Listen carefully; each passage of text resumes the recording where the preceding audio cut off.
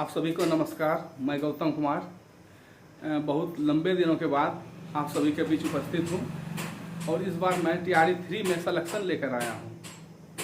मैंने TRE 1 में भी एग्ज़ाम दिया था और उस समय मेरा B.Ed का कोर्स चल ही रहा था, तो उस समय अपेयरिंग वाले को मौका दिया गया था और उसमें भी मेरा सिलेक्शन लगभग हो ही गया था, क्योंकि उसमें मेरा 75 मार्क्स था और सुप्रीम कोर्ट का डिसीजन बीच में आया, तो उसके चलते हम लोग को सिलेक्शन से बाहर रखा गया। तो फिर मैंने TRE 2 में भी एग्ज़ाम दिया, तो उसमें मेरा एक आध नंबर से नहीं हो पाया था, लेकिन मैंने हार नहीं माना। फिर भी आगे TRE 3 में तैयारी करके एग्ज़ाम दिया, तो इसमें मेरा दो रिजल्ट हुआ, 6 to 8 में भी और 10+2 में भी। और अभी मैं वर्तमान समय में BPSC TRE 3.0 में 10+2 मैथमेटिक्स से मैंने 15 मई 2025 को ज्वाइनिंग किया है। तो मैं आप सभी के बीच इसलिए आया हूँ कि वो सफलता अगर हो तो हम लोग को रुकनी नहीं चाहिए। हम लोग को ईमानदारी पूर्वक जो है ना, एक सही रास्ते में अच्छे तरह से मेहनत करनी चाहिए। और हम आगे बात भी करेंगे कि TRE 1, TRE 2, TRE 3 में मैंने जो एग्ज़ाम दिया और इससे हमको क्या एक्सपीरियंस मिला, मैं वो एक्सपीरियंस आप लोगों के बीच जो है ना बताना चाहता हूँ, ताकि आप लोग जो TRE 4 में एग्ज़ाम देंगे तो उसमें आप लोग को सफलता मिलेगी। उदाहरण के लिए मैं TRE 3 का GS पोर्शन के बारे में बात करना चाहता हूँ कि GS पोर्शन में टोटल 5 पार्ट्स होते हैं। मैथमेटिक्स होते हैं, साइंस होते हैं, करंट अफेयर्स होते हैं, इंडियन नेशनल मूवमेंट होते हैं और ज्योग्राफी का पोर्शन होते हैं। तो मैं आज उदाहरण के लिए आप लोगों के बीच जो है ना साइंस पोर्शन का GS में बात करना चाहता हूँ। और आप लोग देखिएगा कि सफलता जो है ना, मेहनत कीजिएगा ना और आसानी से मिल जाएगा। ऐसा नहीं है कि हम लोग को बहुत ज़्यादा पढ़ना पड़ेगा। हम लोग जो है ना एक निश्चित दिशा में और उसका सिलेबस को फॉलो करें ना, तो हम लोग को सफलता मिल जाती है। ऐसा नहीं बहुत ज़्यादा चीज़ पढ़ना पड़ेगा, बहुत सारा बुक भी नहीं पढ़ना पड़ेगा। एक निश्चित आप लोग सिलेबस को फॉलो कीजिए और उसके बाद जो है ना एक सही डायरेक्शन में पढ़ाई कर कीजिएगा तो जल्द से जल्द सफलता मिल जाती है। जैसे मेरा देखिए, मेरा एक जगह नहीं 3 जगह रिजल्ट हुआ।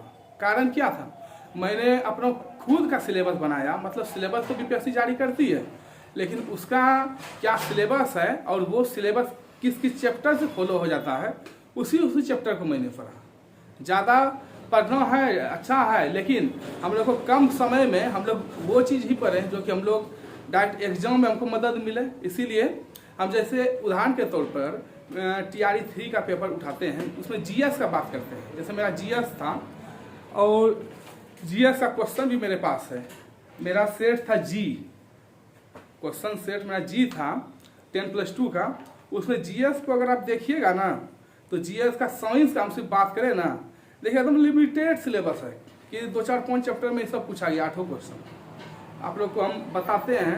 अगर आपको विश्वास नहीं होता बुक से मिला सकते हैं, एकदम मिल जाएगा। अभ्यास में वो दिया हुआ डायरेक्ट क्वेश्चन दिया हुआ है, उसी से पूछा गया है। तो आपको हम क्वेश्चन का चैप्टर नंबर बताते हैं, आप लोग खुद मिला लीजिएगा, तब आप लोग को लगेगा कि हम लोग सिलेबस अगर फॉलो अच्छे से करें ना तो सफलता जल्दी मिल जाएगी।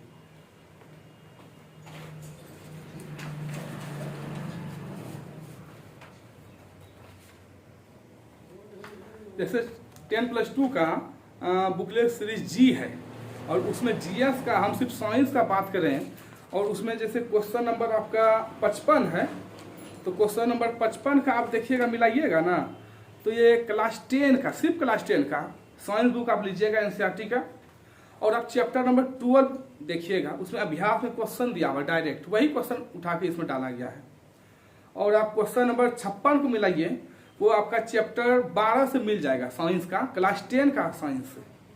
उसी तरह क्वेश्चन नंबर 57 है और ये भी क्वेश्चन आप मिलाइएगा ना, चैप्टर 10 से मिल जाता है, वो सिर्फ अभ्यास से मिल रहा है। देख लीजिए कितना आसान है। क्वेश्चन नंबर 58 भी चैप्टर 11 से मिलता है। तो फिजिक्स का 4 क्वेश्चन पूछा गया था और वो देखिए मात्र 3 चैप्टर से 10, 11, 12 आप लोग मिला के जरूर देखिएगा। उसी तरह हम अगर बायोलॉजी का बात करें, बायोलॉजी का केवल एक चैप्टर से, वो चैप्टर 8 है, चैप्टर 8 का अब अभ्यास से मिलाइएगा। क्वेश्चन नंबर 59, 60, 61 ये तीनों क्वेश्चन एक ही चैप्टर से दिया गया है। आप लोग को विश्वास अगर नहीं होता होगा, लगता है कि एक जगह से कैसे दे सकता है, तो आप लोग एनसीईआरटी बुक लेके क्लास 10 का उससे मिलाइएगा, एकदम मिल जाएगा। और सिर्फ केमिस्ट्री का देखिए मात्र एक क्वेश्चन पूछा है, वो चैप्टर 2 से पूछा है। तो हम आप लोग को ये बोल रहे हैं कि अगर आप लोग तैयारी अच्छे से अगर करें और सिलेबस को अगर पकड़ के चलिएगा तो जल्दी सफलता मिल जाएगी। जैसे अब देखिए इंडियन नेशनल मूवमेंट का बात कीजिए, हम बोलते हैं कि चैप्टर लिमिटेड चैप्टर है, चाहे बिहार बोर्ड का बुक हो या एनसीईआरटी का बुक हो।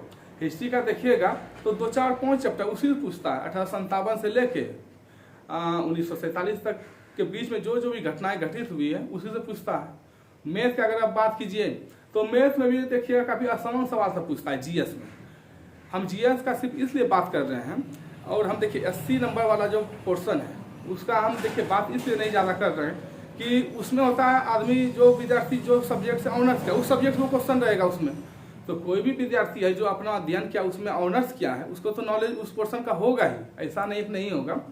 तो उस पोर्शन का जनरली नॉलेज माना जाता है कि रहता ही है। लेकिन जीएस ऐसा पार्ट है कि अपना सब्जेक्ट पढ़ने में जीएस पोर्शन धीरे धीरे छूट जाता है ज़्यादातर। इसलिए हम सोचते हैं कि अगर जीएस पोर्शन में अगर मार्क्स आप लोग का ज़्यादा हो जाए, किसी तरह इंक्रीज हो जाए, और आपको चूंकि अपना पेपर 80 मार्क्स वाला उसमें रहेगा तो वो मदद करेगा ही, तो आसानी से रिजल्ट आप लोग का बन जाएगा, हमको जैसा लगता है। और हमने उसी तरह से करेंट के लिए आप लोग कुछ बोलना चाहते हैं। जीएस में करेंट के लिए 8 मार्क्स। देखिए करेंट भी है, जैसे उत्कर्ष क्लासेस का हम भी डेली देखते थे। एडुटेरिया का आता है, बिहार वाला भी आता है और राष्ट्रीय अंतर्राष्ट्रीय वाला भी आता है। बिहार वाला कभी कभी निकलता, लेकिन उसको भी हम पढ़ते थे, और राष्ट्रीय अंतर्राष्ट्रीय पढ़ते थे, वो भी था। तो यही मात्र 3 चीज़ से जो है ना हम लोग कर लिए थे, कहीं दिक्कत नहीं हुआ। और जिसके कारण मेरा 3 जगह रिजल्ट हुआ है बीपीएससी टीचर में, और फिलहाल मैं अभी टीआरई 3 में 10+2 में टीचर हूँ। इसलिए हम आप लोग के लिए सोच रहे हैं कि जैसे हमको सफलता मिली और हम कुछ पॉइंट्स को देखें और लगा कि उससे आगे आने वाले एग्जाम में, जैसे बीपीएससी का भी होगा 4 वाला, टीआरई 4 वाला, तो उसके लिए सोचते हैं कि हम कुछ आप लोग के बीच लेके आएँ जिससे आप लोग को सफलता मिले।